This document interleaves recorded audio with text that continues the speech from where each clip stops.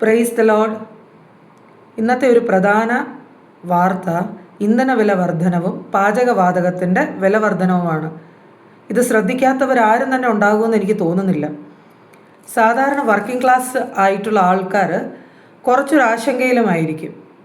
കാര്യം ശമ്പളം വർദ്ധിക്കുന്നില്ല, എല്ലാ സാധനങ്ങളുടെയും വില വർദ്ധിക്കുന്നു, എങ്ങനെ ജീവിച്ചു പോകും എന്നൊരാശങ്കയുണ്ടാവും.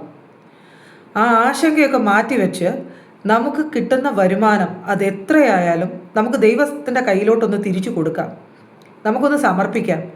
എന്നിട്ട് സങ്കീർത്തനക്കാരൻ 87-ാം അധ്യായം അതിൻ്റെ 7-ാം വാക്യത്തിൽ പറയുന്നത് ഒന്ന് ഏറ്റു പറഞ്ഞാലോ?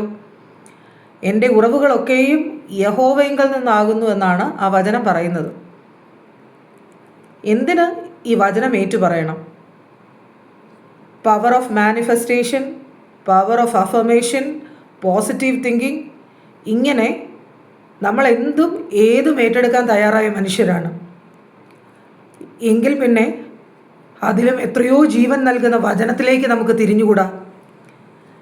സദൃശവാക്യം അതിൻ്റെ 18-ാം അധ്യായം 20-ാം വാക്യം പറയുന്നത് എന്താണെന്നറിയാമോ? ഒരുവൻ്റെ അധരഫലത്താൽ അവൻ്റെ ഉദരം നിറയുമെന്ന്. എന്തിനാ വെറുതെ ആവശ്യമില്ലാത്ത കാര്യങ്ങളൊക്കെ നമ്മൾ സംസാരിക്കുന്നത്? കയ്യിലുള്ളതെടുത്ത് അത് 5 അപ്പമാണെങ്കിലും ദൈവത്തിൻ്റെ കയ്യിലൊന്ന് കൊടുത്തു നോക്കിക്കേ. 5 അപ്പം കൊണ്ട് 5000 പേരെ പോഷിപ്പിച്ച ഒരു കർത്താവ് ഇന്നും ജീവിക്കുന്നു.